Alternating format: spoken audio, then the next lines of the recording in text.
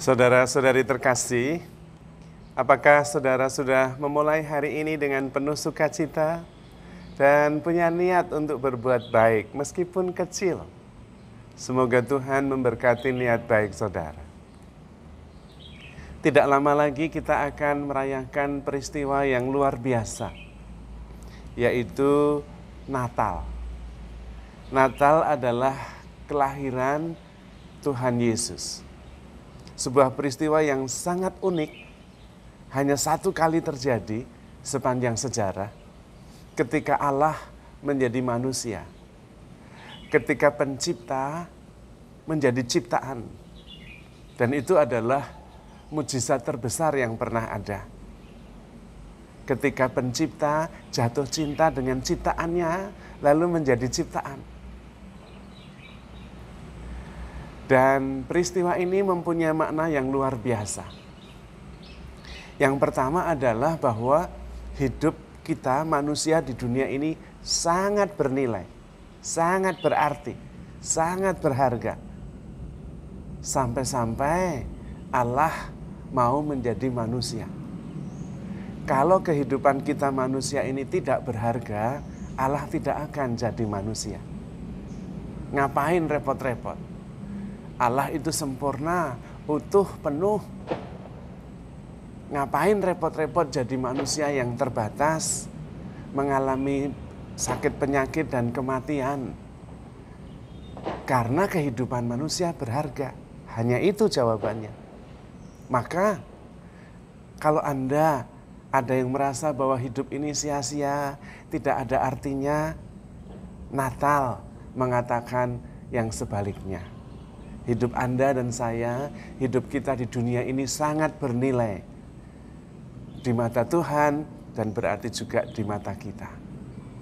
Tuhan mau menyelamatkan kita, mau tinggal di dunia ini supaya kita mempunyai kehidupan yang penuh makna.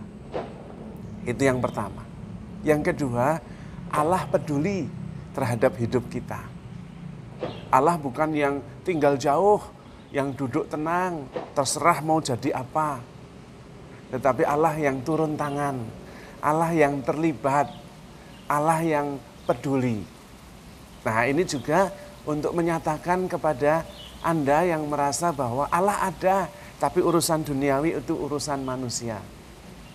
Tidak. Allah peduli terhadap peristiwa hidup kita sehari-hari. Allah peduli terhadap kisah kita masing-masing. Karena itu menjadi manusia dan terlibat di dalam hidup kita. Lalu Allah juga menunjukkan bagaimana bisa hidup sebagaimana yang dimaksudkan. Hidup dengan penuh kasih, hidup dengan penuh sukacita. Bagaimana seharusnya kita hidup? Untuk itu Tuhan datang, supaya kita hidup di dalam kasih. Hanya itu. Hidup mengasihi Allah, hidup mengasihi sesama, hidup mengasihi semesta. Dan ketika kita hidup dalam kasih, kita abadi, eternal. Karena kasih itu bisa menembus batas-batas fisik, ruang, waktu, bahkan kematian. Kematian pun tidak bisa menguasai cinta. Dan karena itu Tuhan bangkit. Karena seluruh hidupnya dari awal sampai akhir adalah kasih itu sendiri. Bahkan pada akhir hidupnya Allah menunjukkan kasih yang terbesar, yaitu mati untuk kita dalam keheningan. Cinta yang paling besar adalah cinta yang diwujudkan di dalam diam. Dan itu dilakukan oleh Tuhan, bukan hanya diajarkan. Dan nilai yang lain adalah bahwa kehidupan di dunia ini tidak berakhir dengan kematian, tetapi berakhir dengan kebangkitan. Kehidupan yang mulia, yang tidak lagi dibatasi oleh badan, oleh bentuk, oleh ruang dan waktu. Dan bagaimana kita harus hidup? Untuk apa Tuhan datang ke dunia ini? Untuk memberi kita contoh dan inspirasi. Bagaimana harus hidup? Yaitu hidup seperti Tuhan Yesus. Bukan gaya hidupnya yang tidak punya apa-apa, bukan itu. Tetapi hidup dalam hubungannya yang begitu erat dengan Bapaknya. Mengalami Bapa di setiap tarikan nafasnya. Mengalami keselamatan karena kesatuan dengan Bapaknya. Maka sebetulnya itu yang patut kita contoh. Kalau kita beribadah, harusnya bertanya diri, apakah ibadah saya ini membuat saya mengalami Allah yang begitu mencintai saya? Nah, itu yang penting. Kalau saya berelasi membangun komunitas, apakah relasi saya dan komunitas yang saya jalani membantu saya untuk mengalami Allah yang hidup, yang mengasihi saya? Nah, itu semua.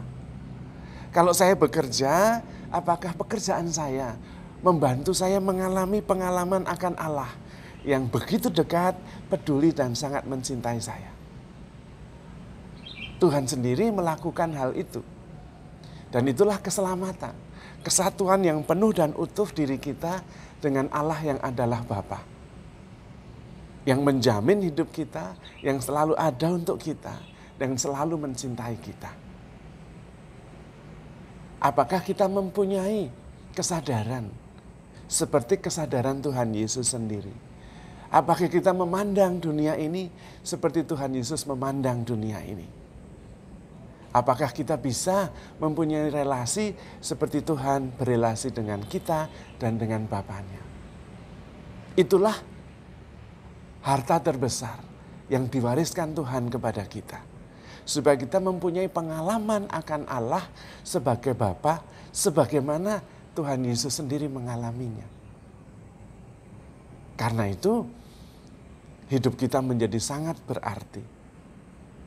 Dan juga Tuhan sendiri yang mengajarkan kepada kita bahwa derita itu bisa menjadi cinta.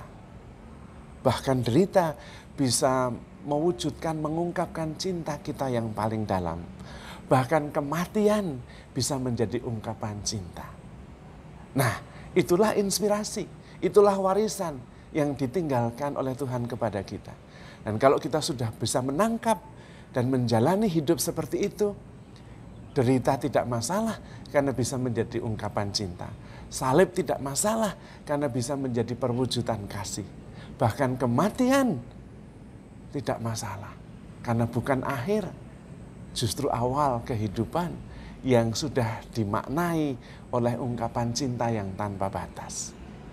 Dan karena itu kelahiran Tuhan mengubah seluruh makna hidup kita. Menjadi begitu berarti.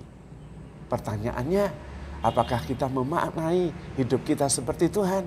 Apakah kita mengerti bagaimana harus hidup, bagaimana harus berelasi, bagaimana harus memandang dunia ini?